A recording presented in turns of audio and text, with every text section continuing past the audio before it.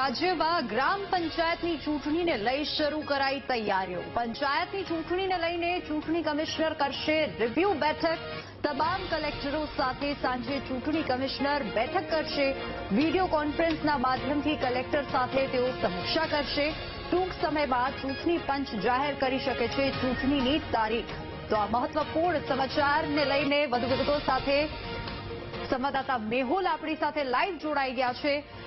મેહુલ, ચૂંટણી પંચની સમીક્ષા પણ કરાશે, સાથે જ સાંજે કોન્ફરન્સના માધ્યમથી તેઓ બેઠકની સમીક્ષા કરશે।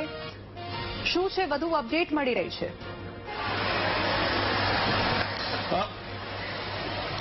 બિલકુલથી વિની, વાત કરવામાં આવે તો સ્થાનિક સ્વરાજની જે ચૂંટણીઓ છે અને ખાસ ત્યારબાદ ગ્રામ પંચાયતોની ચૂંટણી ક્યારે યોજાશે તેને લઈને ચર્ચા ચાલી રહી હતી, પરંતુ ગ્રામ પંચાયતોની જે ચૂંટણી છે તેની અંદર ઓબીસી અનામત છે તે અનામતને લઈને જે રોટેશન કરવાનું હતું તે કામગીરી પૂર્ણ થયા બાદ કામગીરી જે છે તે ઝડપથી ગ્રામ પંચાયતોની ચૂંટણી થાય તે માટે હાથ ધરવામાં આવી હતી। આજે એક મહત્વપૂર્ણ વિડીયો કોન્ફરન્સ મળી રહી છે। રાજ્ય ચૂંટણી આયોગના જે કમિશનર છે તે તમામ જિલ્લા કલેક્ટરો સાથે આની સમીક્ષા કરશે અને ખાસ આ સમીક્ષાની અંદર જે ચૂંટણીલક્ષી તૈયારીઓ છે તેની ચર્ચા કરવામાં આવશે।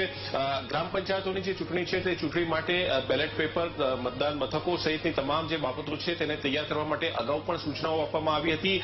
ગ્રામ વિકાસ કમિશનરને લગતો એક પત્ર જે છે તે પણ કરવામાં આવ્યો હતો અને હવે જિલ્લા કક્ષાએ આ તૈયારીઓ કયા સ્તર ઉપર પહોંચી છે તેની સમીક્ષા આજે સાંજે કરવામાં આવશે।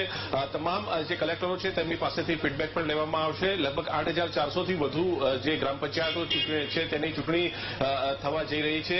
સીધા રાજકીય પક્ષો હોતા નથી, પરંતુ સ્થાનિક કક્ષાએ જે લોકો સીધા ચૂંટણીમાં જોડાય છે તેમાં ખાસ તો જે ઓબીસી અનામત છે તે ઓબીસી અનામત વધારે જે લાગુ થઈ 27%, તે બાદ તેનું જે રોટેશન કરવામાં આવ્યું ગ્રામ પંચાયતો અને વોર્ડની અંદર પણ જે નવું સીમાંકન કરવામાં આવ્યું તેમાં કોઈ વિવાદ નથી, તેના સંદર્ભમાં પણ જે સમીક્ષા જે છે તે કલેક્ટરો સાથે કરવામાં આવશે। ખાસ તો આ ચૂંટણીને લઈને જે તૈયારીઓ છે તેની આખરી સમીક્ષા કહી શકાય વિનય, અને આ જે સમીક્ષા પૂર્ણ થશે ત્યારબાદ સંભવતઃ ટૂંક સમયમાં જે રાજ્ય ચૂંટણી આયોગ જે છે તે ગ્રામ પંચાયતોની ચૂંટણીની જાહેરાત કરી શકે છે।